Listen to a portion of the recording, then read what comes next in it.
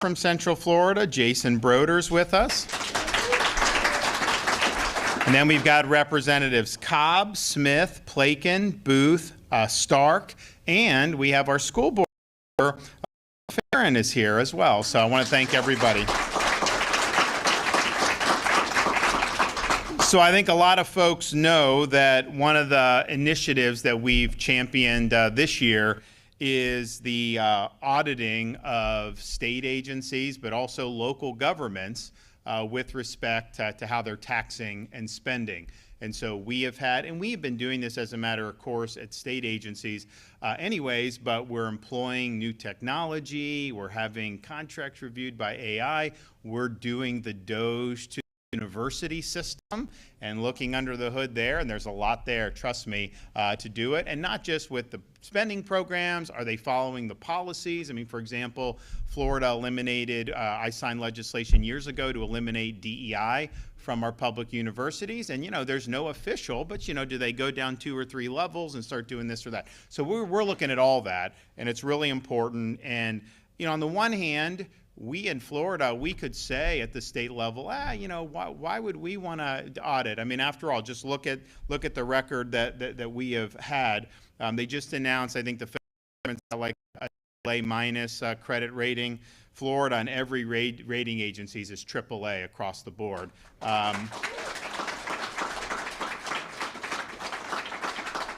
We're ranked #1 economy 3 years in a row by CNBC. We have done historic repayment, accelerated retirement of the state's debt. So 180 years as a state. If you look, just since I've been governor, we've retired more than 40%. And by the end of the fiscal year, we'll likely get to close to 50% of Florida's total historic debt done. We now have the lowest per capita debt of any state in the country. There's a couple that don't have any debt, but of the ones that have debt, we're the lowest per capita. And if you look, if you go back 15 years ago, the average cost per Floridian, if you did debt per capita, if you just had to write a check, you would have had to have written a $1,200 check, which honestly is not that bad compared to the federal government. But today, if you had to write a check, we had to retire all the rest of the debt, it'd be $483 per person. Now, put that in comparison with the federal government. If they made you write a check for the federal national debt, it'd be about $106,000 per person. And so we're doing it right. Our debt is declining in absolute terms, in per capita terms, you name it. We've had basically 3 years in a row where the budget's been very stable. This year is spending less than last year. Last year spent less than the year before. We're still doing really important things. I mean, I just announced some. I mean, how many of you have seen the that we did in Polk and Osceola, where we did that lane? I mean, that's been really good. That's only the beginning. I mean, there's going to be a permanent thing. But, I've had people tell me, like, it saved them a lot of time to be able to do that. So we've done a lot of investment in accelerating these road projects because, it's like you have something everyone needs to be done, and they say, well, it'll start it'll start in 2035, and we're on it. Well, what are they supposed to do? Just sit in traffic for another 10, 15 years? So no. So we accelerated $7 billion for that. The I-4, they're doing things in Polk, Champions Gate, all these areas. Obviously, Central Florida is getting the most money of any of all that because, you have obviously a lot of needs. There's rush hour traffic, then there's like traffic at any time of day, and like some of that stuff on our can be any time of day, particularly in Polk County. So we're working on that, made a difference. We're going to do more. I was just in I was in Tampa Bay. We're doing 275 widening there, similar to what they did on I-4 in the past. And that's going to take you up to the Howard Franklin Bridge. The old Howard Franklin Bridge that connects Tampa to St. Pete is being demolished, and we have the new bridge there, and then they're going to be adding the express lanes going forward. So this is something that's really, really significant. So we did that in big way. We've also done billions of dollars to raise teacher pay, which hadn't been done in a while in Florida. And obviously the local governments and the school boards have to make those decisions. They can always put more into that, but we said, here's money, it's got to go to teacher salaries, and that's been really, really big. Many billions. This year was $3.8 billion, I think we did, which is way more than had ever been done before. Proud of that. We've also done more for natural resources and environmental restoration. The Indian River Lagoon, amazing progress, what we've been able to do. Everglades restoration, massive projects that we're doing. And then we've even gotten the Trump administration to delegate us some of the Army Corps projects that they hadn't started yet. We'll start them and we'll finish them a lot quicker. So that's great teamwork, and that's bringing huge things. But we've put billions and billions of dollars into conserving our natural resources and making sure we leave Florida better for those who come after us. And then we've also done things with respect to tax relief. You know, we did the thing, I think we did it for 2 years, where we did the toll rebates. So you got your tolls rebated 50% for the commuters. We made all baby items permanently tax-free. We made all disaster supplies, I think within some reasonable limits, permanently tax-free. We've done tax relief. We just eliminated the tax on business rent. We're the only state in the country to do that. Not what you want if you want to continue having a strong economy. So we did that. So we've done all of that to really give. But you know, we don't have an income tax, and we never will, as far as I'm concerned. But it's harder to cut taxes when you don't have an income, because the income tax, you could just lower that rate. We can't, so we go, okay, here's business rent, here's that, here's all these other things. But one of the things, and so we've done all of that with a good, stable budget. We have the second lowest per capita spending in the entire United States of America. Although I will tell you, New York, it used to be New York had more people than Florida. Now they've got about 19.5 million. We got about 23.5. So we've got millions of more residents than they do, and yet their budget's more than twice the size of our budget. And yet our roads are better, our services are better, all that stuff. So we're showing you, how it goes. So we could, with all those statistics and all, I could just say, you know what, state of Florida, no, we are doing this. We're looking at the universities. We're looking at modernizing state. We're looking at all these things because you always want to do as good as you can do. I mean, you may be the best compared to some other states, but are you the best you can be? And that's why we're doing it. So we've done that. We're in the process of doing that. We'll be rolling out some good, hopefully, reforms, particularly with the universities, that'll be really meaningful. But the issue of kind of like the audits, and Blaze has said that our auditing of the local governments is the Florida Agency for Fiscal Oversight, FAFO, and that's kind of Florida speak for what they tried to do with DOJ in Washington. So we're doing this, but part of the reason why we were, as much as we wanted to do state government, which is important, the local governments were really where people, because I didn't, hey, can you cut our property taxes? And the reality is the property taxes are determined, administered, and collected at the local level. We don't have your property tax coming to Tallahassee for our budget. That's done to cities and counties. So if you have that, but what's happened over the years is and there's some positives to that. If that's your house that you bought for $300,000, now it's worth $700,000, and you want to sell it, that's obviously a lot of equity. So there's some positives to that. And then the real estate market was hot, and it was hot. Prices went up around the country because we had inflation, and it was weird kind of how people were buying homes during COVID and all this. But in Florida, we had a lot of demand of people really wanting to be here. You'd have bidding wars, you'd have all this stuff. Now that markets go up and down. But what was happening is people would have homes that they bought 5 years ago, 6 years ago, 10, 20, whenever, and they're being told, well, actually you owe more tax because it's worth a lot more now. And they get these assessments, and it's basically an unrealized gain. You bought a home for $300,000, now it's worth $600,000. You didn't sell it for $600,000, but yet you have to pay tax on that instead of pay tax on the $300,000. And even with homestead, it still goes up because they allow an increase. So people would say, why the tax, all this stuff? And I'm like, trust me, I'm all for it, and we're working on a way to bring relief. We got to do it through the Constitution, the way Florida's government is set up, but we're working on it, and we're going to have something that the voters have to approve, but that will happen. And I think people are going to want to see it. But, they would point out, they say, listen, okay, I'm paying more in property tax, but the budgets are going up dramatically in some of these areas. And you have some areas that didn't even have net population growth. I think Broward had no net population growth in the last 5 years. The budget's up 60%.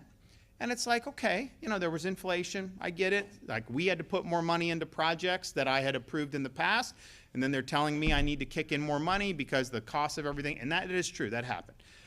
But not at that level, and yet you see that all across the state. And so we really want to be a resource to look out for taxpayers. When you have a gusher of revenue coming in because Florida's doing well, people are buying homes, property values are going up, the inclination for most people in office is to take that revenue and spend it. That's what politicians do. We look at it and say, well, actually, what would be very beneficial for folks in Florida right now, particularly for families, is tax relief and property tax relief. We're showing you can do meaningful things in a budget that is half the size of the state that's closest to us in population, New York, and still make a big difference. So it can be done. But we got to be friends and stewards of taxpayers. So that was why this year we worked with the legislature.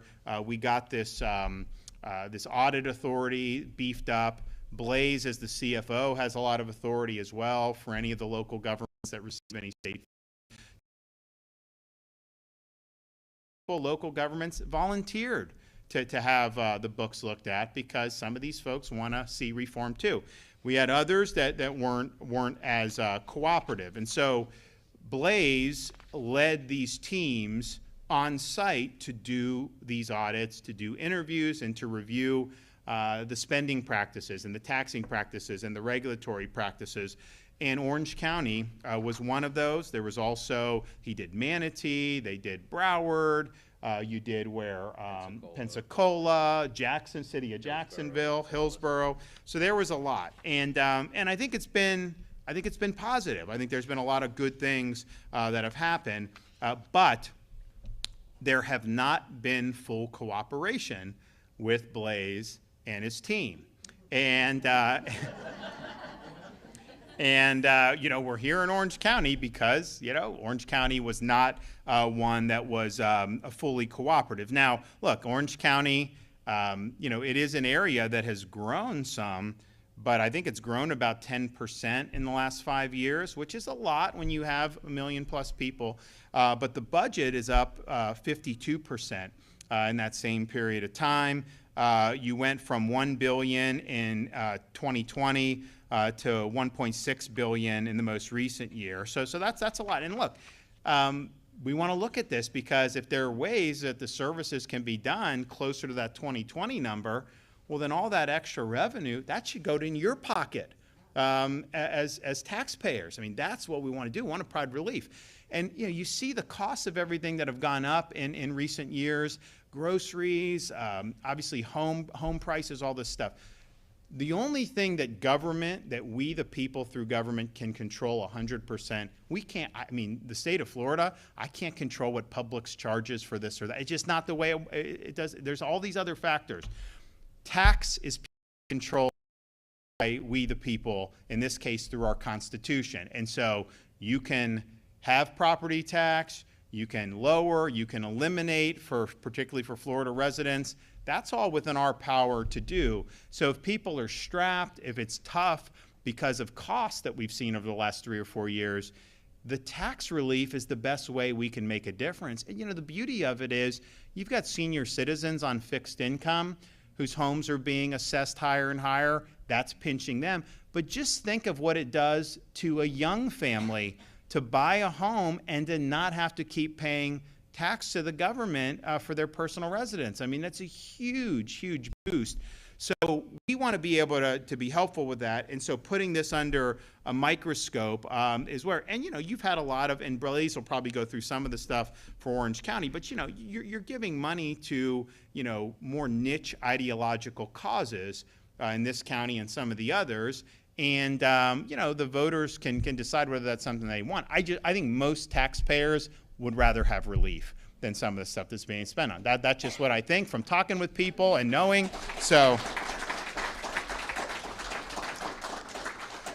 So we've had Blaze and our team, have interviewed different employees from around county government, including several who the county said was involved in things like DEI initiatives, as well as spending decisions in the past.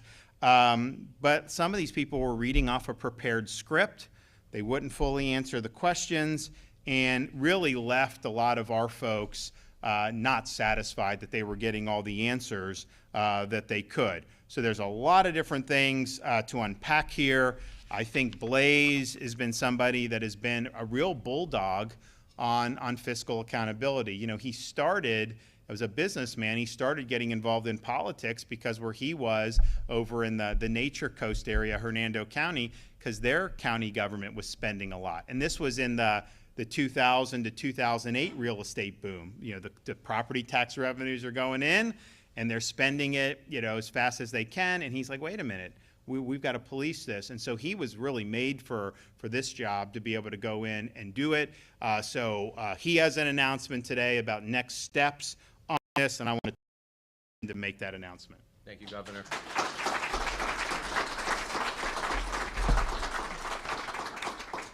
Good morning, everyone. Good afternoon, rather. My name is Blaise Ngoli. I'm your Chief Financial Officer.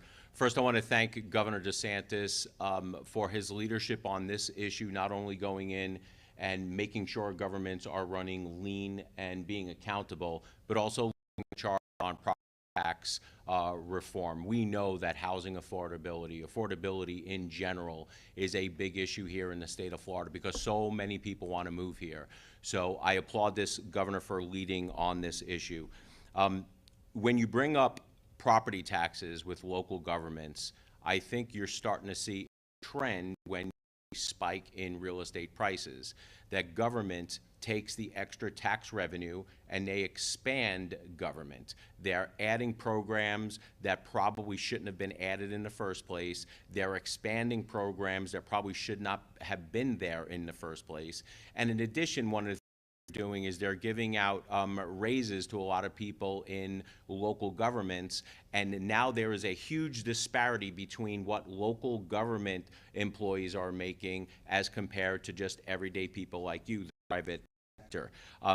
As the governor alluded to, I have been involved in cutting out waste, fraud, and abuse at the local level for decades. So when this opportunity arose, the governor said, hey, I think we should do this and make it a mainstay, something that the state will do every year, which is make sure that we go into the books and hold local governments accountable. Now, when it comes to waste, fraud, and abuse, I will tell you, it is my opinion, and I think we have the data to back this up, is that local governments seem to be far and away the worst when it comes to this spending. Just to give you an idea, general fund budgets, the budgets that are the portion of the local government's budgets that are funded by property taxes, every single city or county have seen their budgets expand in between 60 to about 120%.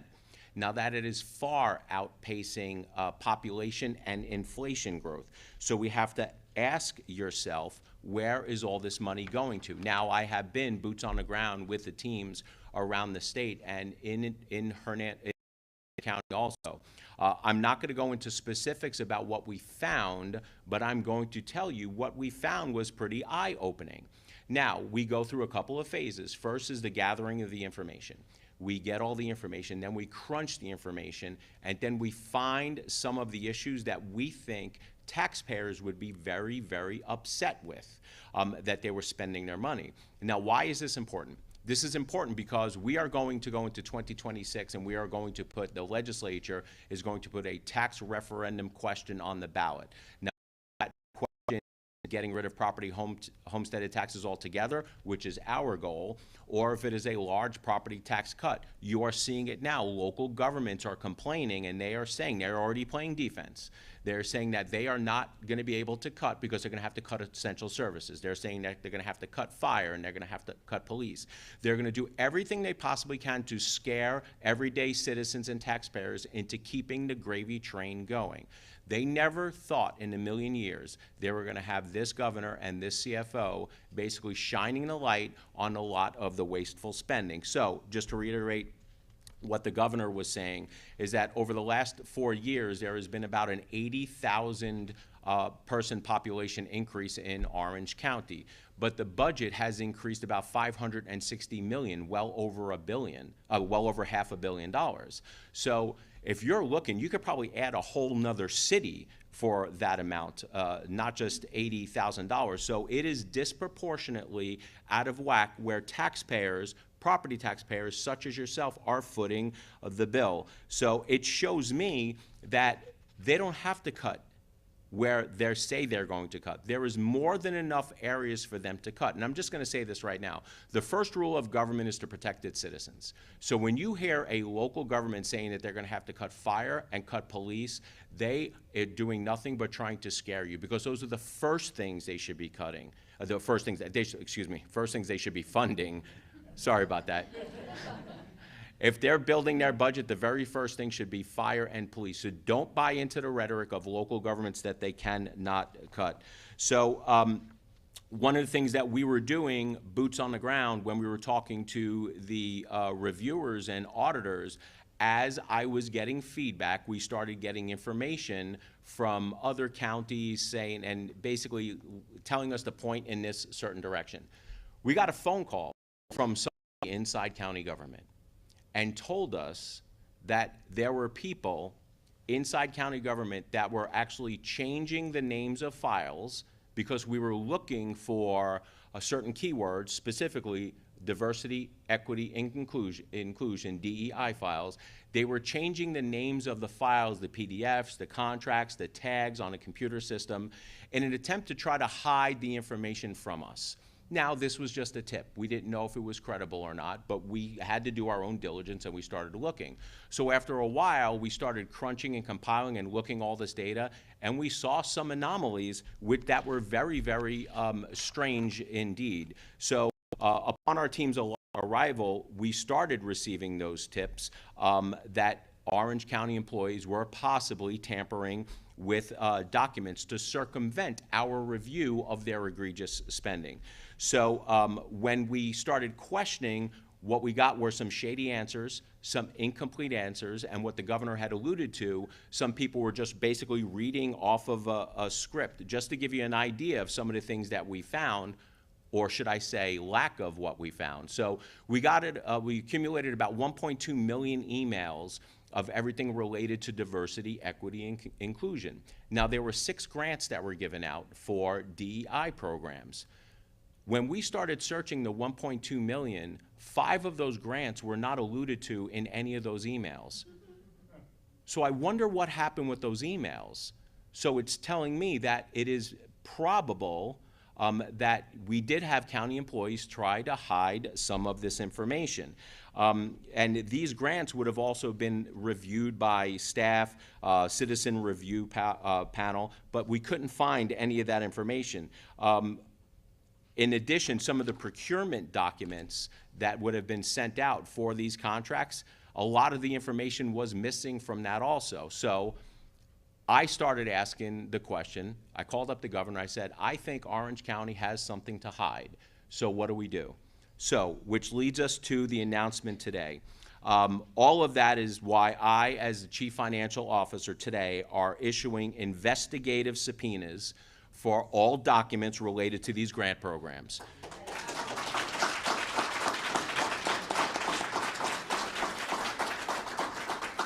In fact, prior to us holding this press conference today, the subpoenas were signed by me, and probably by now they have been handed out to county government. In addition, I have issued investigative subpoenas for Orange County employees who we think were involved in the grant process, the interviews with our team, and uploading partial information, not incomplete information, to Florida DOJ.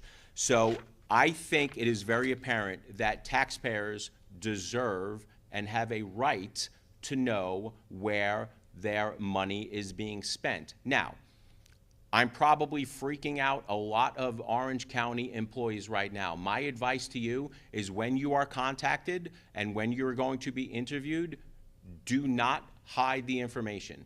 Be truthful with them. We know that people above you told you to go and change the information in an effort to try to hide the information from us.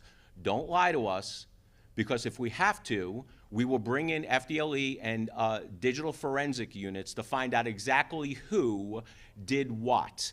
So please, be truthful with us, be forthright. Our job is to make sure that we get rid of the spending in advance of a property tax cut. Do not put yourself in a situation where you're relying to law enforcement. When I took office, I promised that I was going to be a fiscal pit bull when it comes to spending. I think we're proving here today, and continue what we're doing every day, that we are rooting out waste, fraud, and abuse, and I'm going to continue to hold those promises. I mean every word that I say. If local governments hear my voice, and if they thought me issuing subpoenas, investigative subpoenas, were just a throwaway, sort of like a threat to local governments, well, Orange County is about to find out. Okay, Alicia.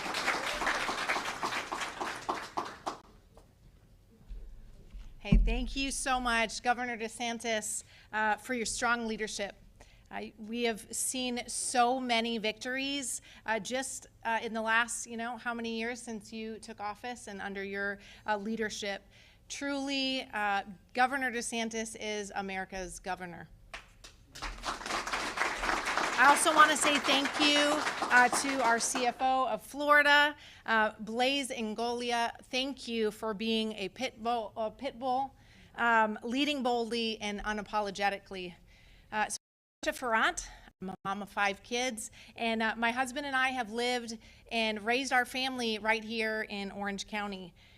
As a taxpayer, I expect my hard-earned tax money to be spent wisely, and that our local and state government would be taking our tax funds and using it for good. The reality is we need accountability, and most importantly, we need integrity in our local government. God's word is very clear. Proverbs 10:9 says, "Whoever walks in integrity walks securely, but he who makes his way crooked will be found out." This is one of the main reasons why I ran courageously and took a stand. And against all odds, I won a seat on the Orange County School Board, where I currently serve. As a school board member, I want to put the same integrity and leadership that I have with my own family. And I'll tell you, a mom of 5 kids here in Orange County, it's not easy. My kids eat like piranhas. If any of you have kiddos, I got a 10-year-old all the way up to 21, and they eat me out of house and home. But a few years back, my husband and I, our dream was to build our own house. And with a large family, we didn't have tons of money coming in, didn't have a huge budget. And honestly, our budget did not meet and didn't match our dream. But one day, my husband, after watching YouTube, seems like all night, came to me with a hammer and some nails and said, "All right, babe, you ready? We're gonna build our own house. We don't have the funds to go hire somebody. We don't have the funds to go and grab somebody else in, but what we do have is our own 2 hands." And that's what the American dream is all about, working hard. And when we work hard and we bring in our own funds, we expect that our funds and our money is spent wisely by our own local. We need elected officials who are regular folks, moms and dads like myself. We need less bureaucrats who are pushing their own agenda. Again, I'm thankful for the leadership of Governor DeSantis, who has chosen to hold the state of Florida to a higher standard. And I'm also proud to say that in Florida, we are leading the way for the entire nation to follow. In my leadership here in Orange County, I stand with the governor as we stand for what is right. Okay. Thank you.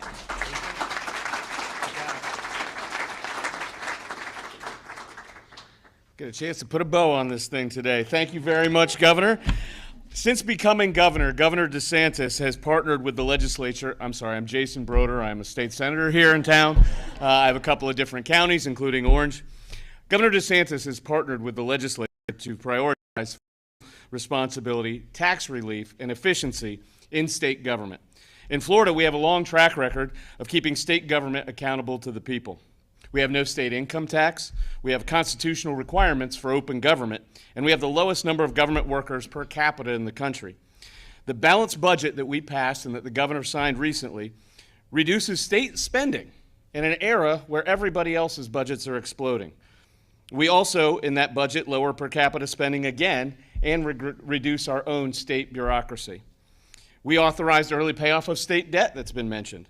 We account for significant broad-based permanent tax relief. All of this can be done. I don't want to hear excuses about how constrained things are when we at the state are doing this. New reporting requirements are now throughout the budget to safeguard taxpayers, improve accountability, transparency, and oversight on our own government spending at the state level.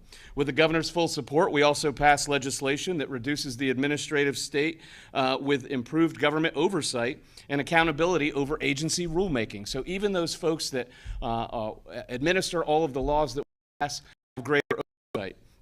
One of the reasons the DOGE efforts have been so popular at the federal level is because people have a problem with unelected federal bureaucrats pushing their own agenda with your money. Under the governor's leadership, we're improving transparency and removing burdensome bureaucracy that creates barriers for citizens and businesses struggling to comply. Leading by example. It's about time local governments follow the governor's lead by offering the taxpayers relief and embracing efficiency in government. When a jurisdiction isn't on board with this, it's clear that more needs to be done. DOGE visited Orange County because of their record of overspending, promoting DEI, and failing to lower property taxes despite an over 50% property tax increase since 2020. In addition, Orange County's reckless spending, the DOGE visit raised several red flags and maybe a potential cover-up.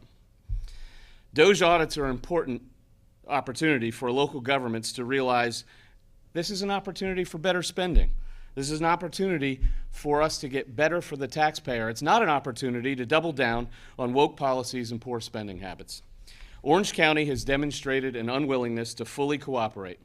These subpoenas send a clear message to Orange County and all other local governments that think they can abdicate their responsibility to taxpayers without consequences. We are putting all these jurisdictions on notice. As the governor said, cooperation is no longer an option. We tried to play nice, didn't work. I want to thank the governor for his commitment to ensuring efficiency at all levels of government, and I want to thank the DOGE team at CFO and Golia for their ongoing audits of local government spending practices. Thank you.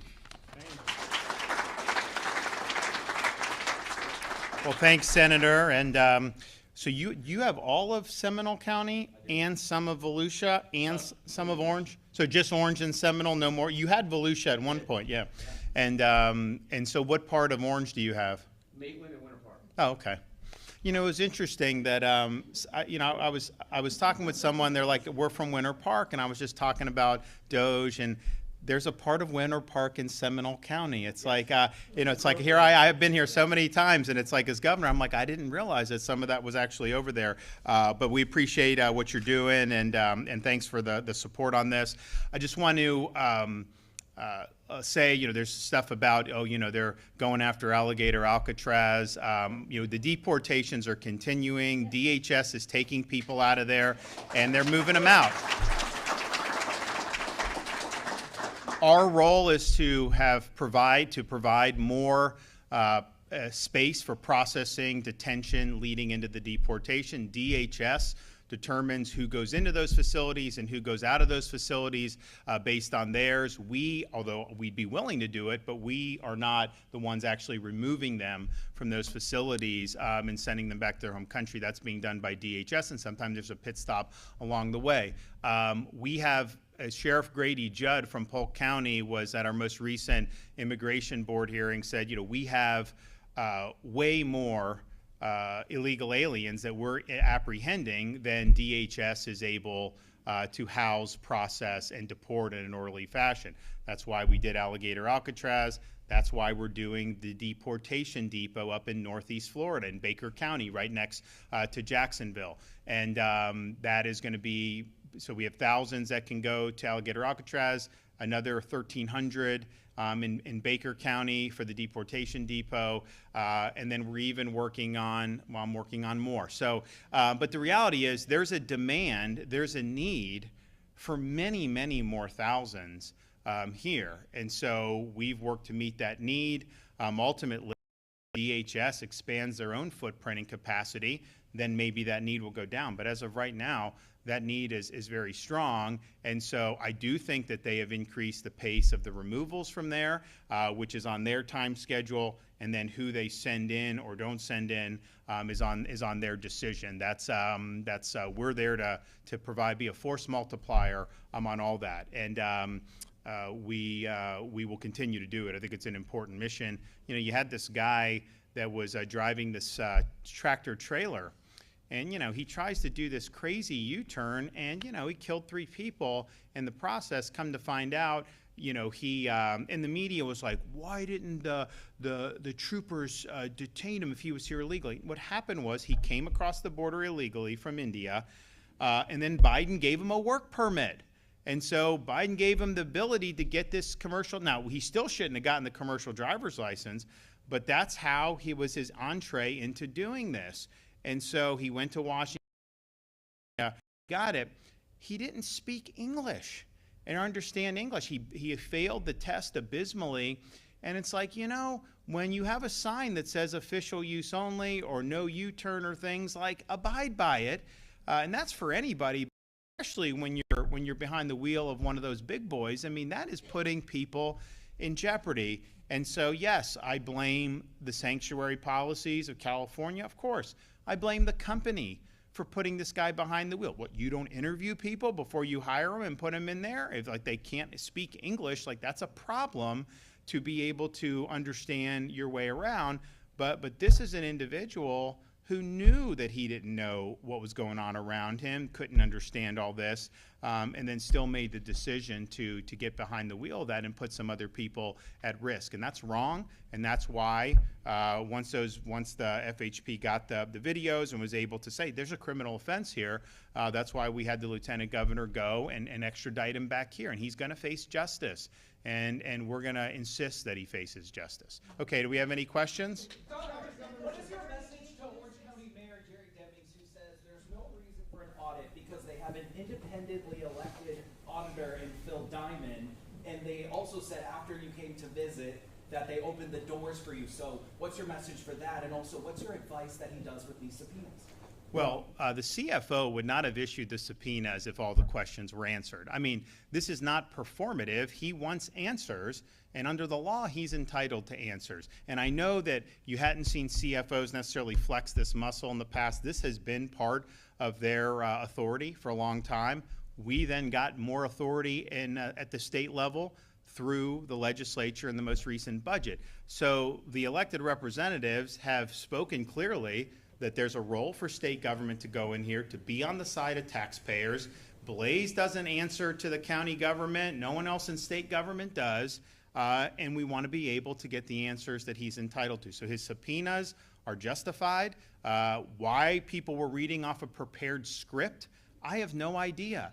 But that's what was going on. And so he's going to make sure that he gets the answers to this, because ultimately, the job of all of this, whether it's us going, doging our own state universities, or whether it's what Blaze is leading in local government, is you got to be a voice for the taxpayer. And Blaze is being a voice for the taxpayer. Governor, Alligator Alcatraz, there's now an email that's been surfacing from Kevin Guthrie that he sent to a rabbi in South Florida, which he says in a couple referring to, they're deporting them very quickly. And that's a good thing. That's what we want. We don't determine who goes into the facility. Now, obviously, there's litigation that's been going on that DHS is a party to, and so that may be an influence about where they're sending people. But we're ready to help. We want to continue to help. we have to continue with this mission. It's important, and ultimately it's going to be good for the state of Florida. So, you know, you know, the alligator Alcatraz, this is just people, you know, trying to get spun up to be able to have something. I mean, you'll literally go, there'll be like, you know, 10 people with like signs and stuff. And I'm just like, you know, if it were me, like, I would find better things to do. I really would. But like, they need something to kind of do. But the reality is we're in this more than any other state leading, and we're going to continue to do it. And so ultimately, it's DHS's decision where they want to process and stage detainees, and it's their decision about when they want to bring them out. But I think they've been having rapid removals from alligator Alcatraz, and I think that's caused the census to go down. But again, you know, that's not necessarily that we control in either direction. Why couldn't the state have made an exception? We've been concerned about the crosswalks here, about safety and so forth, but people are concerned about the 49 lives there at the crosswalk at Pulse. The sidewalks have been painted over. Are you rethinking maybe that policy, or are you still standing firm? So the legislature passed a change in law recently which said there's no street art allowed. And the Department of Transportation put out guidance recently, a couple months ago, reminding everybody. And this has been addressed statewide, not just on any issue under the sun. Blue Lives Matter this. They're doing it uniformly. Out of hand. I think it's much better that we use crosswalks and streets for their intended purpose. And I would say on this, who approved millions of dollars for a memorial? I've approved millions of dollars for a memorial. Not painting the road, actually doing a fitting memorial. And a lot of people involved in that have misused money over the years. Why do we not have a memorial done yet?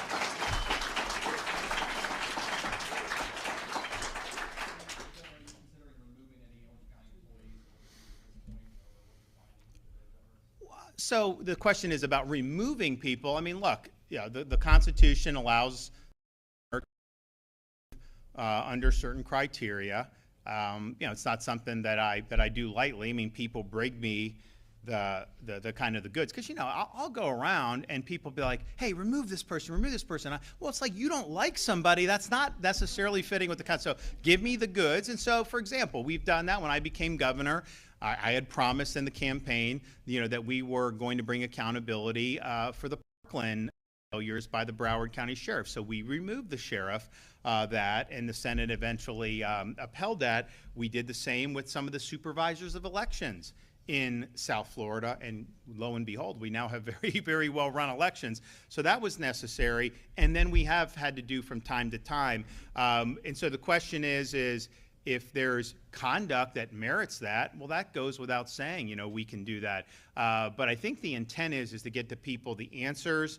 We expect compliance with these subpoenas, and then we'll be able to go from there. But what I want is for the process, the authority that's been put in place in law, both with CFO and state government, to just be respected and honored. I mean, like, you know, we have these debates. I get it. Look, there can be some friction. I mean, Florida politically now is like a big red peninsula with some blue dots, right? Orlando's one of the blue dots. Gainesville's one of the blue dots, and that's fine. But the reality is when you do debate these things and put this stuff into law, the ability to conduct these audits, the ability or actually the mandate for DOT to keep the streets clear of markings or messaging or graffiti, that's just, the people have spoken on that. I think Broder and his colleagues passed that unanimously in the Florida Senate. I signed it in the law. If I in the law, how could I then say, well, you know, you can do this, you can do that, because then you end up having to adjudicate, well, that message is fine, and that's not what we're doing. We wanted to get out of that business, and I think that's right. Now, some of the local governments who are not necessarily on state roads, I have to see, I know Key West is coming up, Delray Beach. There may have been one or two others who basically just said, we're not going to comply or whatever. Guys, we're going to get it done. We're going to follow the law, and it's going to end up, so you can do it the easy way, you can do it the hard way. That's really up to you. I mean, there's obviously certain parts where anytime a state does something, you know, there's a desire to kind of virtue signal, and I think we're seeing that in some of those jurisdictions. But the reality is we have this authority. We have the DOJ authority. So let's get the facts. Let's let taxpayers know. I mean, I do think just on the face of some of the things Blaze said, you went from what, $1 billion to $1.6 billion for the thing, almost 600 million increase in the last 5 years. Now, there may be folks that will show, hey, that was absolutely necessary. Look, let's have that debate as Floridians.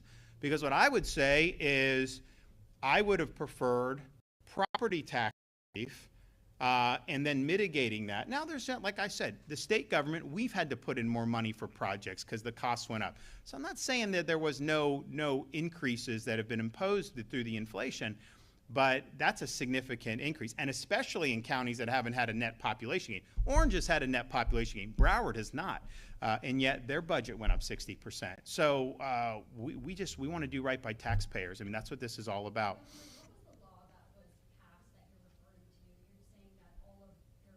So I would refer you to the DOT memo. My staff can send you the DOT memo. It cites the statute. This was implementing guidance that was published probably a couple months ago by Jared Perdue at the Florida Department of Transportation.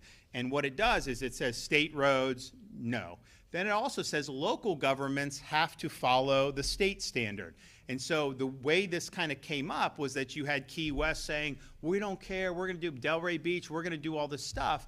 And then our department's like, no, that's not what the law says, you can't do it. But then it was like, well, wait a minute, there's a marking, there's a picture here or there around the state. And so there have been a bunch of them with various political viewpoints, by the way, and honestly, probably more viewpoints that are more associated with conservatives. And yet the DOT said, no, we're going to go do that. So my folks can provide that for you. It's very clear. I think everybody knows kind of where we're at with this, and we're just going to abide by the law. That's going to happen. Yeah, go ahead, Blaze. Before we get to that question, just real quick, there's a couple of things I just want to answer and clarify.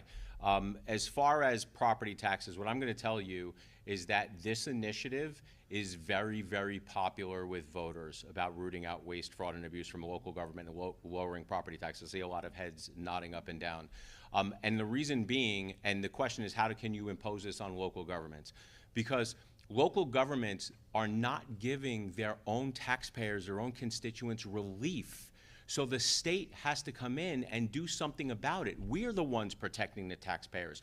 We wouldn't be in this situation if local government's budgets did not get out of hand. So we view it as we are sticking up for the taxpayers where local officials are not. Because even that people are complaining that their property taxes are high, we're still seeing some local governments increase budgets and increase property taxes. Now, yes, some of them are cutting budgets, and we thank them for that. Some of them are adopting rollback rates and not increasing their budgets. We thank them for that also. But at the end of the day, this issue is going to be on the 26th ballot, and people are going to vote overwhelmingly for property tax relief. I also want to answer the question that was asked about the audits, saying that mayors were talking about the audits and say, hey, we're already doing audits. We are going one step further than an audit. An audit basically says, what an auditor does for these local governments are saying that contracts have been signed, they were procured correctly, they were signed correctly, they were paid out correctly, money went in and out correctly. We are checking that, but we're also asking, was the contract that was actually signed a good use of taxpayer dollars? And I'm going to tell you, when you find out what some of these governments are paying, the answer is going to be overwhelmingly no. So Demings can say, auditors checked everything, everything checks out. He's not checking or answering the question, was the initial contract that was signed a good use of taxpayer dollars? More specifics about these grants in question. You talk about this $1.5 billion budget. How much do these grants cost, and how much would it save the taxpayers who are just trying to get rid of them? What are these specific programs you're I'm going to tell you right now that I want to say those grants over the last 3 years total about $500,000, $600,000, which is not a lot. But it's the question of them hiding the information because they know they are going to be embarrassed that they were spending the money on the first place. But I'm going to tell you right now, that is a drop in a bucket from what we're actually finding. That is nothing compared to what, when the reports come out and voters see what they're actually spending the money on, then they are going to be outraged.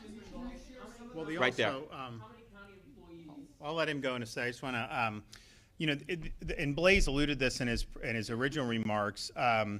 If you look at kind of salaries and benefits, federal, higher than state, But county and city are oftentimes higher than federal, right? And so, look, I want people to do well. I'm not like, and I just pushed a big pay increase for Florida Highway Patrol, and I want to do more next year. And I'm not, but I do think there's going to be, and Blaze will show a lot of examples in county and city government where some people are getting, pretty significant, paydays. And it's like, okay, you have like the governor of Florida, the CFO, the attorney general, like they're at a certain level. And like we've kept it, so I don't want any, but, and then like a county administrator is like twice that much to run a county when someone's running a state. It's like, wait a minute, like, there's some stuff there. So I think like some of the grants and not being honest is indicative, I think, of a larger issue, and I don't think it's like, oh, well, there's, this much in grants. I will say, though, across the state, I mean, there's definitely many, many millions and millions of dollars that were spent, on some of the more political stuff, for sure, is what we're finding, across particularly some of the bigger counties. Did you have Blaze? Okay. Thank you. Mr. Ngoli, how many county employees would you say, an idea so far, gave you some of those partial records, read off a script, and how far up the chain of command do you think that goes?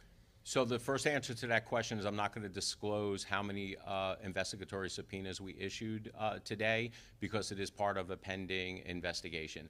But I will not be the end of the investigatory subpoenas. If we sit down and we have conversations and they say that their superior told them to do that, and then we issue an investigatory subpoena to them and they say their superior told them to do it, we're going to continue until we find out who made the final decision to hide the information from the state.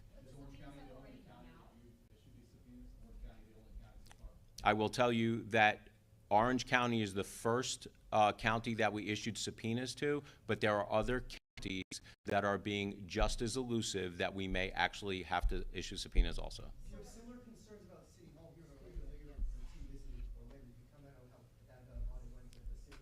When budgets go up over 4 or 5 years in between 60 to 120%, I have issues with every county, whether it is a Democrat majority county or a Republican majority county. I have issues with wasteful spending. I have issues with government spending things on things that should not be spent on, and then continually asking the taxpayers for more, more, more. The taxpayers have had enough, and so have I. Yeah, and I think you.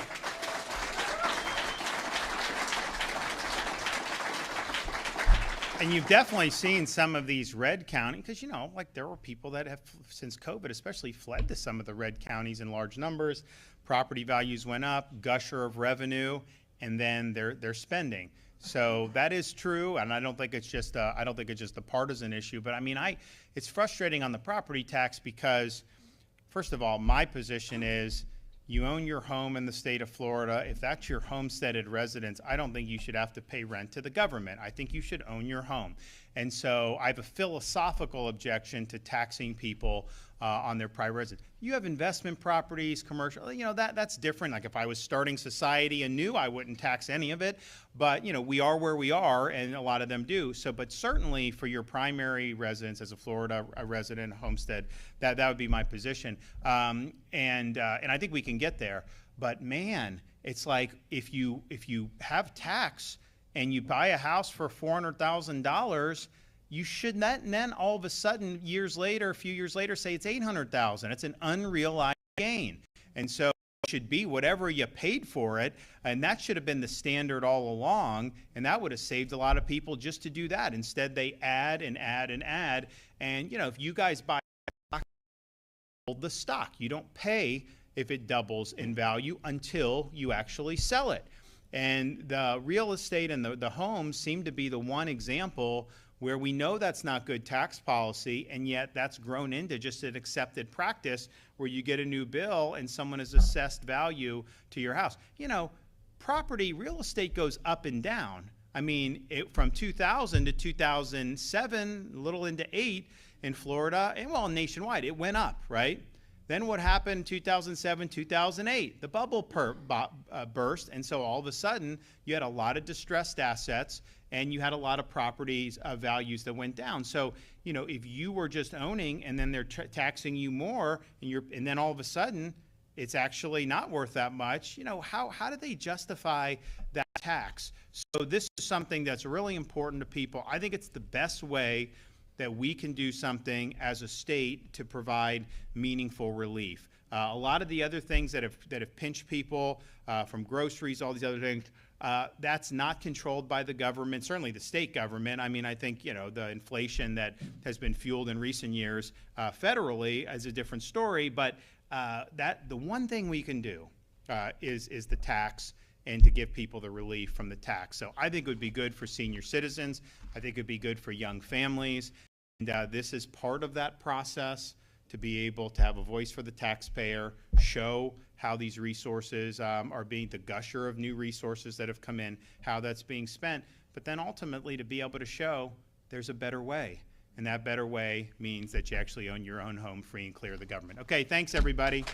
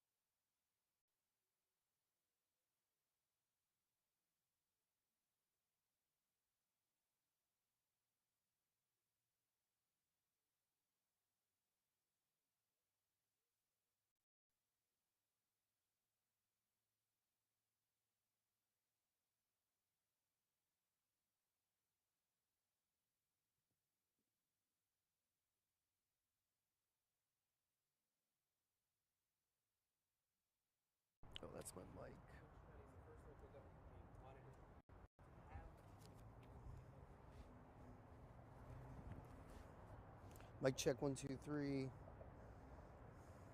get that one more time. Yep.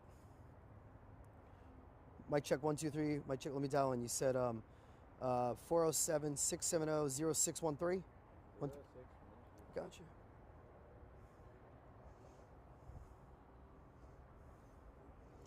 Okay.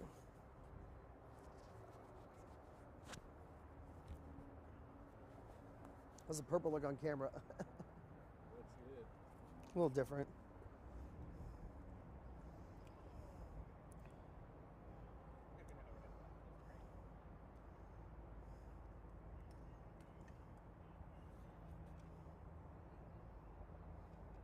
Look up so I can see your face on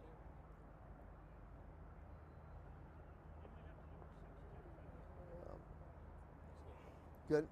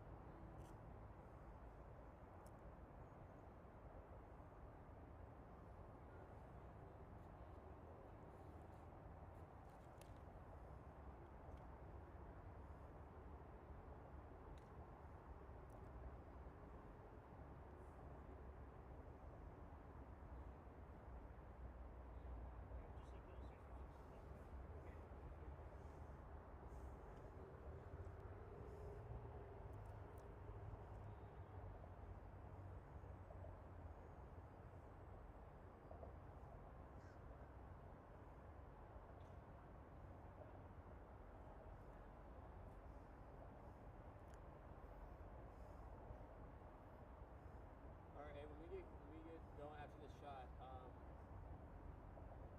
where can I park around here? What? Where can I park for our live shot at 6? You can go on the road. I don't know. Let's get through the 5. I gotta start focus. Over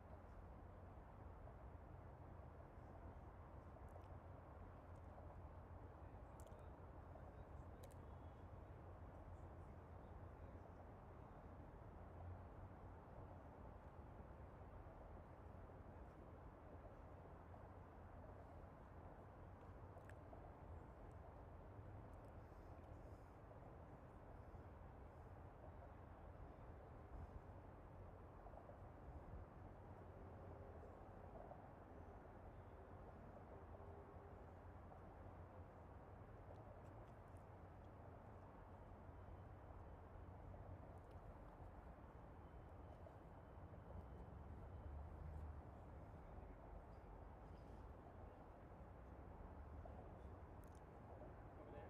Okay. Okay. See if over 9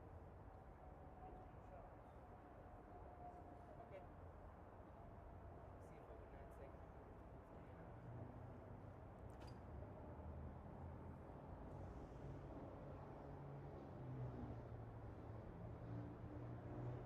Hey, are we top of 5? I think so.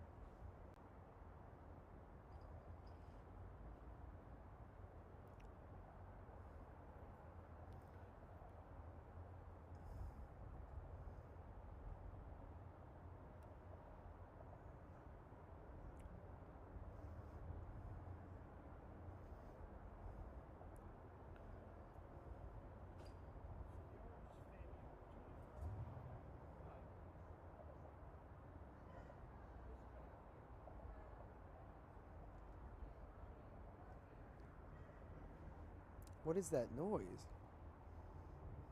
do you hear? What is going on? What is going on?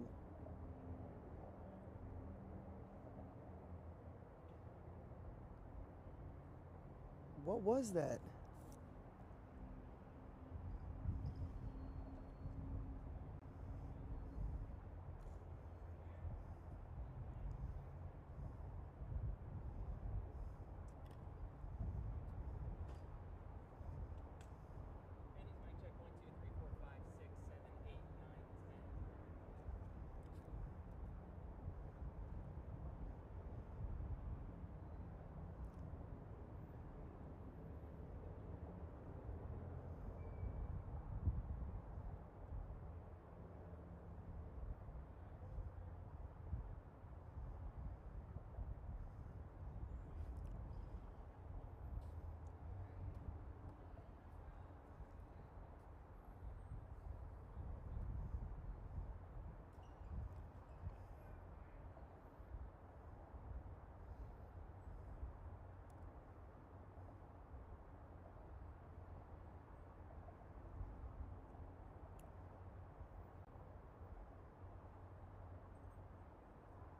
check 1,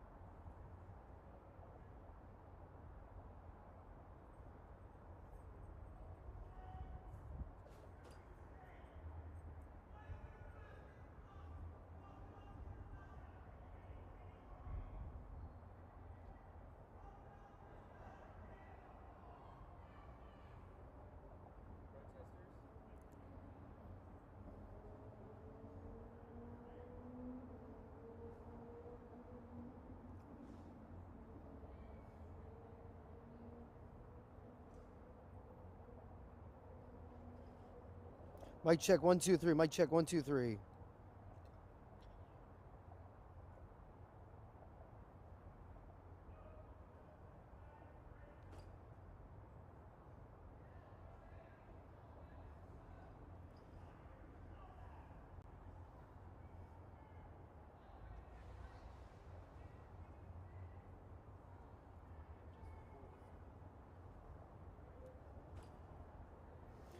Yeah, I can. I can. Hey, my roll cue is going to be during the news conference. My roll cue for the VO during the news conference, okay?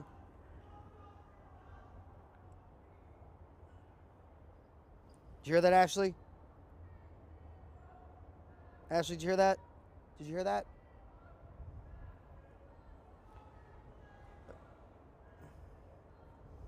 Okay, got you. Okay. Yeah, if I just start looking down, yeah, okay. And there's a VO attached, right?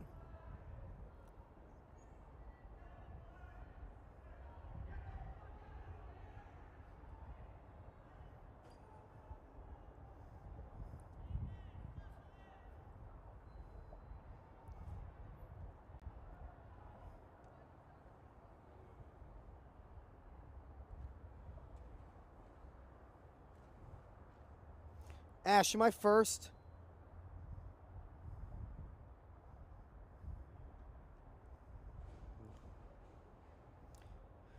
Am I first?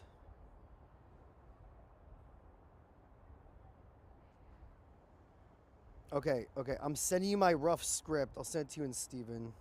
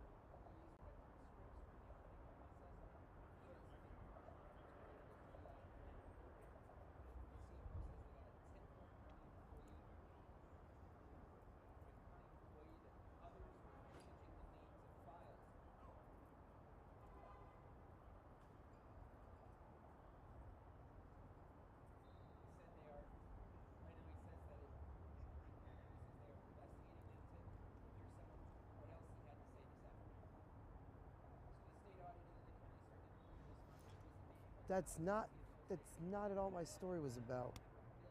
That's not what my story was about. So